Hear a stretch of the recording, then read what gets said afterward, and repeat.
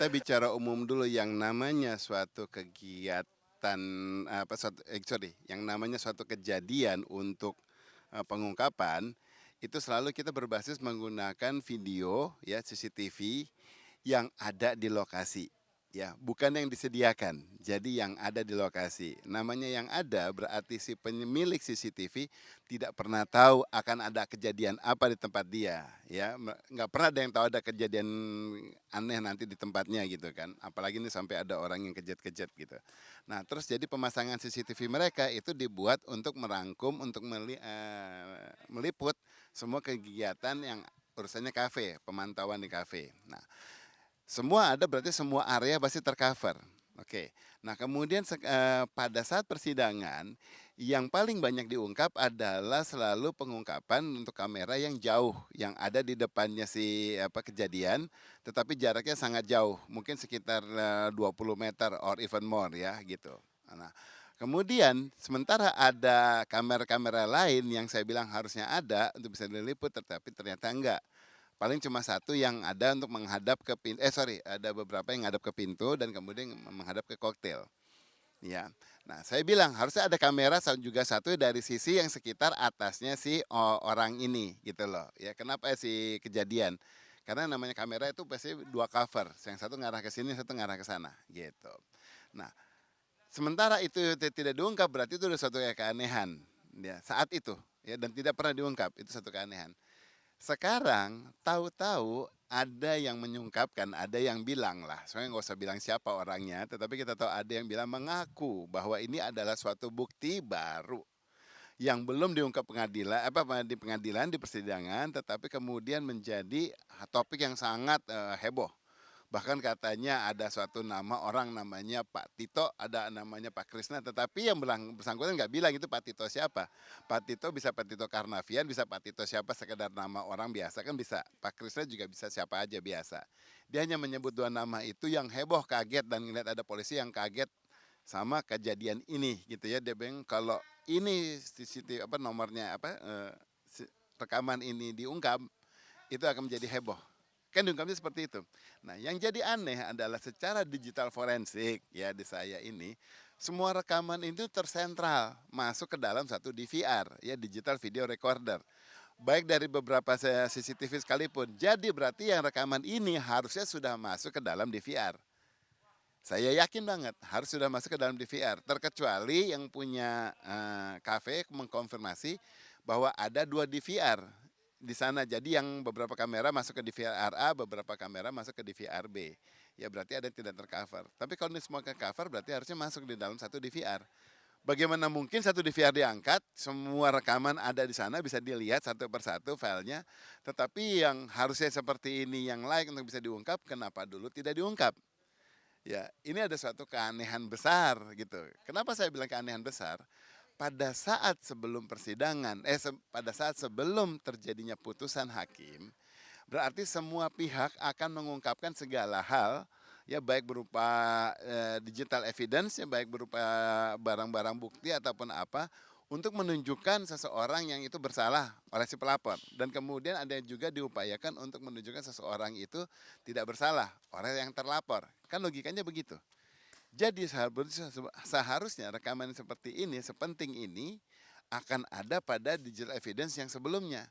Kenapa tidak keluar? Ini sesuatu yang aneh, apalagi dengan kata-kata bahwa oh itu mau dijaga, nggak mau hukumannya nanti gini, hukumannya gitu. Berarti jagoan yang bersangkutan dong dibandingkan dengan hakim. Kalau dia bisa mengatur kalau adanya bukti ini nanti yang bersangkutan akan dihukum begini, akan dihukum mati, akan dihukum seumur hidup, akan apa, umpamanya dia bisa mengatur begitu. Emang dia siapa? Kan dia bukan orang pengadilan gitu loh. Dia hanya seorang biasa saja. Ya jadi tidak ada mungkin orang awam biasa yang bisa mengatur hasil pengadilan. Ya, itu yang saya yakini dengan sistem peradilan, dengan sistem persidangan yang ada di kita, baik KUHP maupun yang KUHAP dan kemudian segala peraturan undang-undang dan sebagainya. Ya, jadi jelas harusnya ini rekaman sudah ada dulu juga, tetapi mungkin justru malah ditolak oleh pihak pengadilan. Di pihak oleh bisa orang jaksa, bisa oleh kepolisian. Jadi kenapa? Karena rekaman ini dianggap juga tidak cukup kuat untuk mengungkapkan suatu hal yang diupayakan. Dan mungkin juga apabila rekaman ini keluar akan terbukti kontradiktif dengan apa yang skenario yang sedang dibentuk oleh pihak-pihak tertentu, saya bilang. Ya, jadi daripada kemudian kontradiktif, lebih baik rekaman ini diumpetin gitu loh, nggak usah dipakai lah. Mungkin dengan alibi yang paling mudah adalah dianggap tidak cukup kuat ya membuktikan sesuatu gitu. Nah, ini yang saya bilang kemudian aneh, sekarang dihebohkan ini sebagai sesuatu yang kuat. Jelas nggak masuk akal. Itu satu ya. Yang kedua, kalau ini rekaman ini dianggap dari kamera ini dianggap cukup baik, rekamannya itu sangat jelas langsung ke meja yang bersangkutan, benar-benar langsung ke arah meja yang bersangkutan. Ya kalau untuk di zoom juga sangat mudah.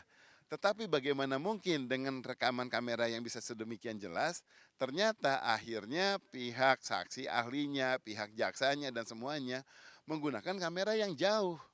Yang saat itu ketutup sama meja sama 3 paper bag. Ya, itu digunakan kamera yang dari sana. Sementara ini yang tidak tertutup, itu tidak digunakan. Kan jadinya aneh. Harusnya semua bukti-bukti yang justru semakin lebih jelas, itu semakin digunakan.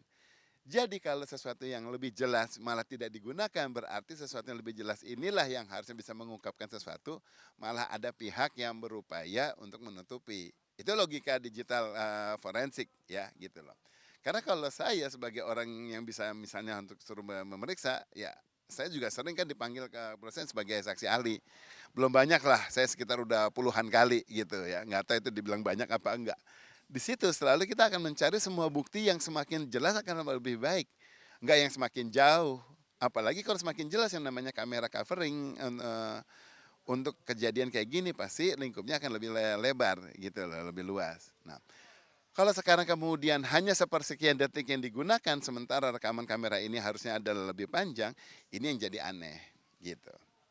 Berarti bukti yang disimpan itu yang belum sempat, menurutnya belum sempat ke pengadilan itu bahkan bisa membuktikan bahwa Jessica bukan pelakunya kah atau Gini, kalau secara telematika, secara digital forensik, kita orang telematika itu tidak pernah mau mengarahkan suatu kejadian bahwa si A ini adalah untuk lebih membuktikan si A bersalah. Itu nggak ada. Orang digital forensik itu tidak mau memojokkan pihak manapun. Kalau dia benar orang digital forensik ya, selalu tujuan dia orang telematika itu adalah mengungkapkan apa yang terekam. Apakah ini rekayasa atau tidak?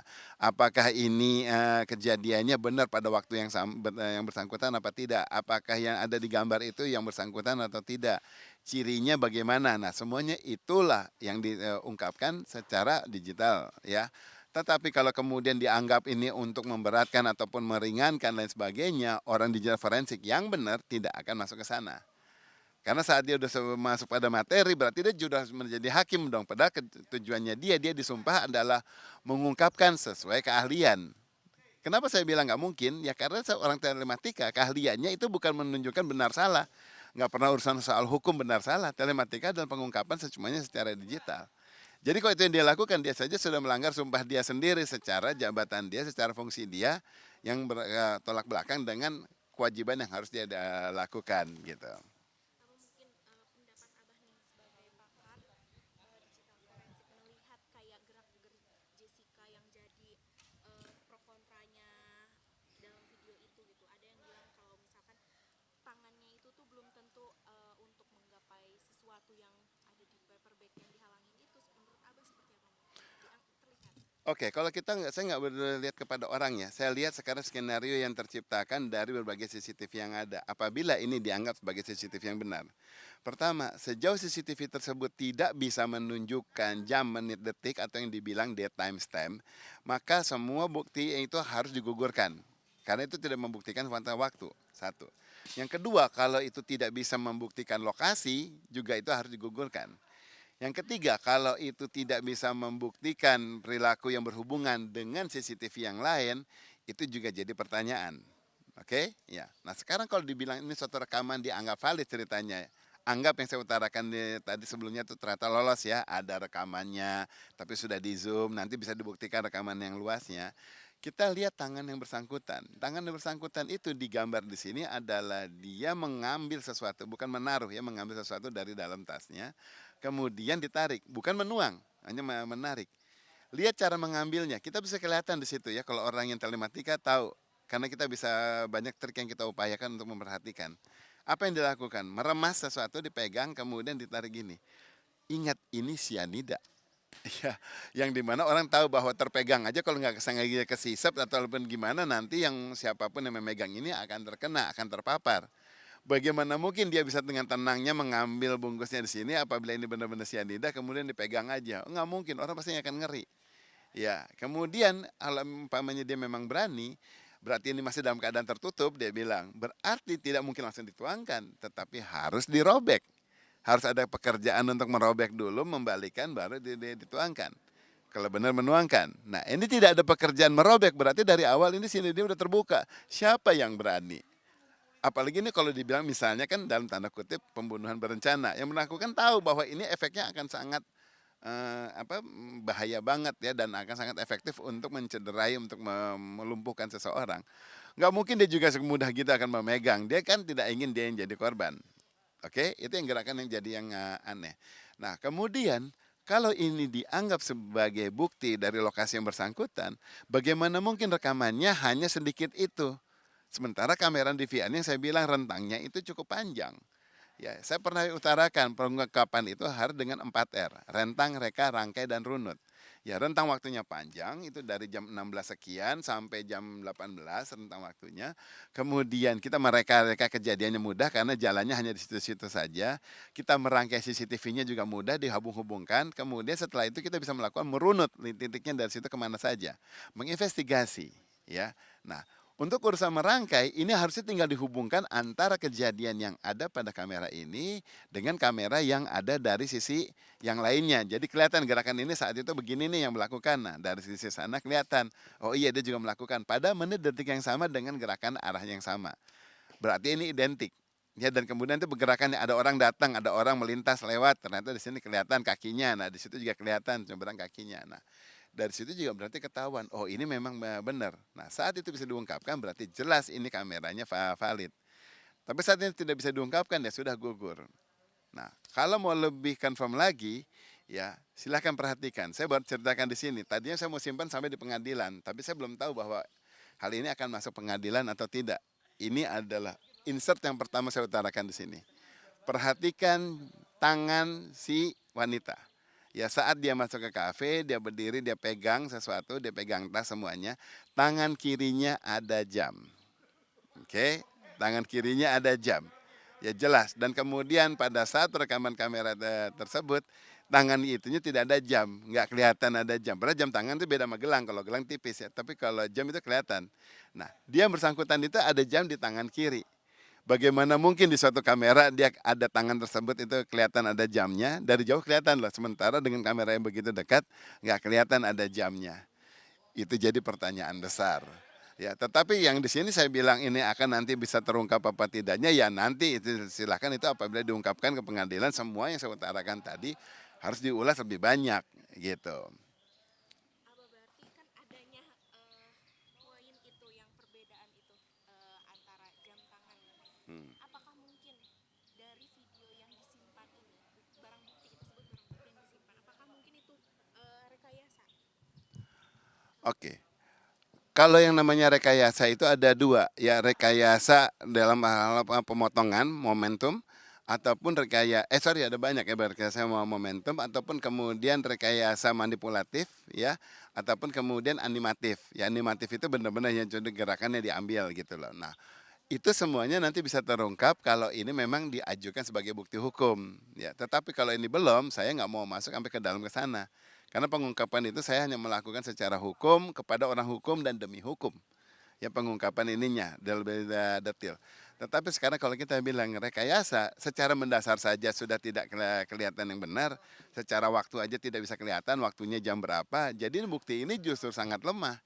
Saya rasa wajar dengan skenario pemikiran saya bahwa ini kayaknya sebabnya jaksa itu tidak mau menggunakan bukti ini karena buktinya lemah. Nih saya sambung lagi ya, bahwa di kamera di sini harusnya kelihatan ada tas yang ditumpuk tiga berjejer karena dari kamera yang jauh itu kelihatan tas tersebut ya. Nah, harusnya di kamera di sini juga jelas tersebut jadi kelihatan kan. Nah, tas tersebut ingat itu pada saat setelah dia menaruh kemudian dia memesan koktail itu ditinggal tas ini. dia kemudian yang bersangkutan jalan ke tempat koktail untuk memesan, ya kan, dan kemudian melakukan selfie, foto selfie. Dan kata yang kata konotasi ahli, dia menengok beberapa kali ke mejanya dia terus, di sini nengok, di kemana nengok-nengok. Dia bilang itu sesuatu yang tidak wajar katanya, gerakan menengok tersebut. Bagi saya wajar, bayangkan seseorang meninggalkan tasnya di meja, ya tidak ikut dibawa dan kemudian tempatnya jauh, pasti dia akan bolak-balik kan menengok tasnya mau memastikan bahwa tasnya masih ada, mau memastikan bahwa tidak ada orang lain yang dekat ke tas tersebut mengambil isinya atau menyentuh-nyentuh, mau memastikan bahwa itu semuanya posisinya tidak terganggu, ya ataupun kursinya tidak diisi orang lain. Suatu hal yang wajar gitu, karena hanya cuma mau menengok-menengok saja, itu misalnya sesuatu yang normal. Nah, kalau ini dibilang aneh, justru yang mengatakan ini aneh itu jadi tanda tanya, skenario apa yang ingin dibentuk dengan bahwa dia menengok ke samping, menengok ke arah mejanya, tetapi tanpa mengutarakan bahwa hal itu sebetulnya mungkin salah satunya adalah untuk menengok tas yang ditinggalkan gitu. Abah, dengan adanya Kok kasus berat ini ya? kita tarik mundur 7 tahun lalu, berarti banyak yang bilang kalau misalkan kasus ini belum cukup bukti. Apakah abah setuju? Kalau saya bilangnya kasus ini belum cukup bukti udah jelas ya. Pertama, bukti berbagai kamera belum diungkapkan dan kemudian langsung hanya memfokuskan kepada kamera tertentu saja. Ya, di persidangan di talkshow saya di TV sebelah lah saya bilang ya, di situ kelihatan saya sudah mengutarakan, saya ungkapkan bahwa ini TV-nya ada banyak ya, bahkan seorang pakar telematika yang juga satu sesi sama saya dia mengutarakan ada 14. Saya bilang tidak, ada 17 karena terbukti ada suatu file yang namanya CH17 ya dash kemudian 15.11 minus 16.17, berarti rentang waktunya dari jam 3.11 sore sampai jam 4.17 sore ya 4.17 sore gitu loh. Nah, dari rentang tersebut berarti diketahuan ada rekaman channel 17. Berarti ada channel dari 1 sampai 16. Kalau ada 17, nggak mungkin orang bikin channel langsung loncat saja tanpa ada yang channel yang berurutan. Nah, kalau diungkapkan cuma beberapa channel dan kemudian diutarakan bahwa hanya yang seperti ini yang jadinya tidak masuk akal. Ya, kalau dibilang yang lain tidak ada bukti ada rekaman tersebut, harusnya diungkapkan ada buktinya bahwa sudah diperiksa dan tidak terbukti ada itu, harusnya ada pernyataan itu di BAP untuk mengungkapkan, berani nggak ada ungkapan itu gitu. Nah kemudian dari yang di VR ini harusnya dari di VR itu yang diambil oleh pihak penyelidik gitu. Tetapi ternyata enggak, pihak penyelidik memberikannya kepada pihak digital forensiknya hanya berupa flash disk. Ini yang kita ketahui dan kemudian dicari lagi bukti selanjutnya ternyata tidak ada berita acara untuk pemindahan dari hard disk ke flash disk. Ini aneh nih, kalau nggak ada berita acara tersebut berarti yang melakukan pemindahan siapa? Tahu hanya dicekokin hanya bagian kafe, kan nggak boleh. Harusnya yang melakukan pengkopian itu adalah pihak penyelidik untuk memastikan kopinya itu akurat antara yang di flash disk dengan yang di hard disknya. Ya, ada yang namanya bisa salah satu teknik yang dipakai adalah hash clone gitu loh. Itu bisa otomatis kelihatan kalau memang identik apa tidaknya. Harusnya itu ada, ternyata nggak ada. Nah kemudian 2016 flash disk itu kapasitasnya belum ada 1 terabyte. Padahal suatu DVR itu untuk mengcover belasan channel pasti juga kapasitasnya harus gede. Karena kalau terlalu kecil terlalu cepat tertimpa, dia hasilnya harus gede. Kok bisa dari 1 terabyte hard disk bisa masuk ke dalam satu flash disk yang kapasitasnya tidak segitu? Dan nggak dikasih tahu ada berapa jumlah flash disk ya, cuma dibilang satu flash disk aja ya. Ini beberapa pertanyaan yang aneh gitu. Nah itu yang saya bilang, jadi kalau kita mau ungkapkan ya banyak ini yang ungkapan yang lain. Selain itu adalah seorang ahli harusnya dengan kamera yang bisa punya banyak, dia bisa mensinkronkan kamera-kamera yang bisa menggambarkan satu kejadian yang sama, itu side by side ya pakai framing gitu loh, pakai beberapa frame dalam satu layar. Jadi langsung kelihatan gerakannya sama. Ternyata itu tidak dilakukan gitu. Yang terakhir adalah gerakan menggaruk, yang konon katanya gerakan menggaruk. Ternyata kalau kita lihat itu bukan gerakan menggaruk tetapi suatu kamera yang kontennya itu diputar balik, maju mundur, maju mundur, maju mundur saja. Kenapa saya bisa yakini itu? Itu namanya gerakan reversi, bukan repetisi. Repetisi begini, set, set, set. Kalau reversi maju, mundur, maju, mundur. Akhirnya dipercepat jadi kayaknya gerakan menggaruk. Kenapa saya yakin itu reversi? Karena saat dia maju mundur, maju mundurin, orang sekitar dia gerakannya juga dia jadi maju mundur kan. Kalau memang orang normal dia nggak akan maju mundur, gerakan yang lain normal aja. Kenapa yang di sini yang gerakannya maju mundur? Itu yang tanda tanya. Dan ini saya yakini karena setelah menonton yang tayangan reversi itu gitu. Oke, abah terakhir mungkin kan kasus ini pelik ya, meskipun udah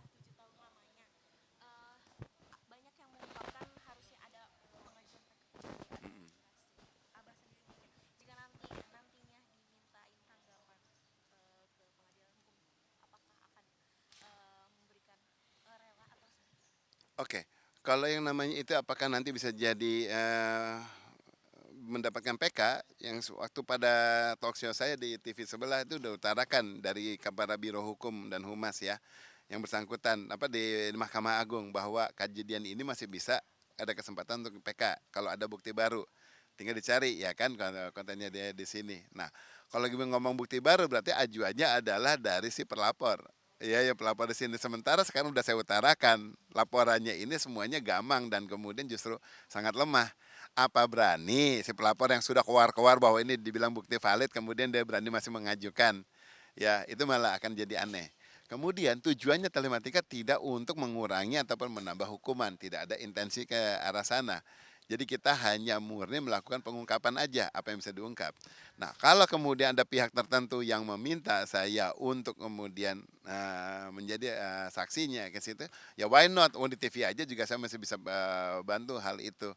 Ya, tetapi kembali di sini tujuannya adalah saya mengungkap. Kalau nanti ternyata yang saya ungkap ini akhirnya dalam beberapa konteks setelah diulas lebih banyak lagi ternyata bisa melemahkan justru pihak terlapor, jadi malah lebih parah misalnya apa kayak gimana, ya itu suatu konsekuensi. Ya karena tujuan saya adalah mengungkapkan, bukan menuntaskan. Kalau menuntaskan itu tinggal mencari siapa yang salah aja. Memfokuskan membuat skenario siapa yang salah. Tapi kalau mengungkapkan, bisa jadi yang dikira salah jadi benar, ataupun yang dikira benar malah jadi salah, atau malah masih tetap yang sama, dan kemudian berimplikasi hanya kepada hukuman atau kayak gimana nya itu lain soal. Nanti lihat aja itu pihak hukum yang melakukannya gitu.